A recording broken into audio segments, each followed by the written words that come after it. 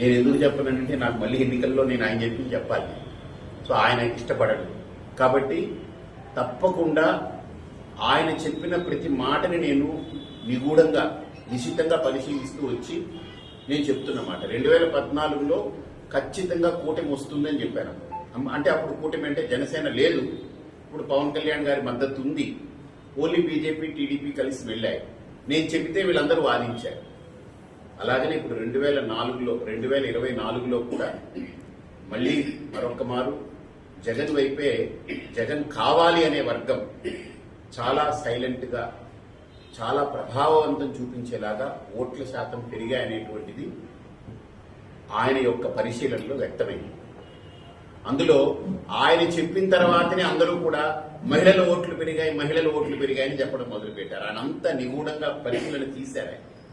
మహిళల ఓట్లు విపరీతంగా పెరిగాయి, 2 నుంచి 4% మధ్యలో పెరిగాయి అనేటువంటిది ఆయన చెప్పిన తర్వాతనే చాలా ప్రముఖమైన ఛానల్స్ కూడా వేసుకుంటూ వచ్చాయి. ఇంత లేడీస్ ఓటింగ్ పెరిగాయి అనేటువంటి ఆయన అంత గొప్ప నిశితమైన పరిశీలకుడు ఆయన. సో నేనేం అల్లాటప్పగా నేనేం నమ్మను ఎవరిని.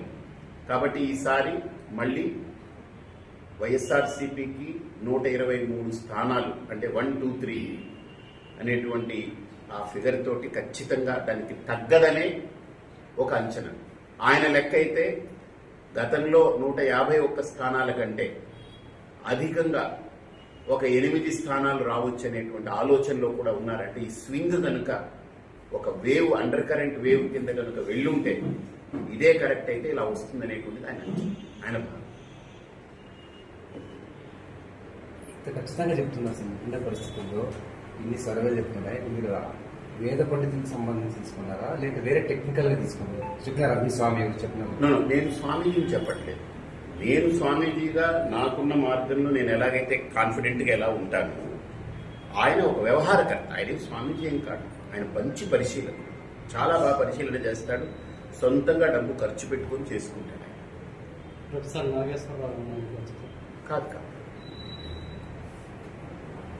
మీరు ఇన్ని ప్రశ్నలు అడుగుతుంటే ఇప్పుడు సర్వేలు మొత్తం కూటమి అంటున్నారు కదా, మీరు ఆ స్వామి ఎవరో చెప్పినారు అంటున్నారు కదా, ఎట్లా నమ్మాలి? మీరు నమ్మదగ్గ వ్యక్తి. నేను నమ్మడం కాదు, నేను ప్రాక్టికల్ గా నేను అన్ని చెవి చూశాను. అంటే నాకేమి ఇప్పుడు కూటమిలో బీజేపీ ఉందండి, అర్థమైందా? నేను మోడీ గారి గురించి చెప్పాను కదా, ఎన్డీఏగా అక్కర్లేదు, సొంతంగా మోడీ గారు నిర్మాణం చేస్తారు. అందుకనే మోడీ 3 జగన్ 2 అనేటువంటిది ఆయన స్పష్టం చేశారు. మోడీ 0.3 జగన్ 0.2 అని చెప్పారు. ఆయన ఏ పార్టీకి చెందని వ్యక్తి, అన్బయాస్డ్ గా ఉంటాడు. అందుకే నాతో మాట్లాడతారు. ఇంకెందుకు గంటలే కదా. అందుకే నేను కూడా ఆయన్ని ఒక 15 రోజులుగా ఆయన ఒత్తిడి చేస్తూ ఉంటే ఆయన మొత్తం వర్క్ చేసి నాకు తీసుకొచ్చిన అంశాలు చెప్పాను. అందుకే నేను ఈరోజు మీ ముందు పెడుతున్నాను. మీరు చూస్తారు 1, 2, 3 అనేది ఎలా ఉంటుందని మీరు చూస్తారు. అది తగ్గదు, దానికంటే పెరుగుతుందే తప్ప దేశవ్యాప్తంగా ఇంత కరాఖండిగా చెప్పలేదు. ఎవరు కూడా చెప్పరు సమీర్, ఎవరు కూడా ఇంత కరాఖండిగా గంటల్లో అందుకనే కదా నేను వచ్చి చెప్తున్నానంటే మీరు యాక్సెప్ట్ చేయాలి కదా. మీరు యాక్సెప్ట్ చేసి అదే ఎక్కడ దీనికి ప్రపోర్షనేట్ గానే వస్తాయి. ఆ క్రాస్ ఓటింగ్లు అవన్నీ అంటున్నారు కానీ ఎక్కువ ఏమీ జరగలేదు. ఈక్వలెంట్ అంతే, ఇంచుమించు ఒక 17, 18 దగ్గరలో రావచ్చు, వచ్చే అవకాశాలు. చాలా మంది అంటున్నారు ఈ ముస్లింస్ చాలా మంది ఇంకా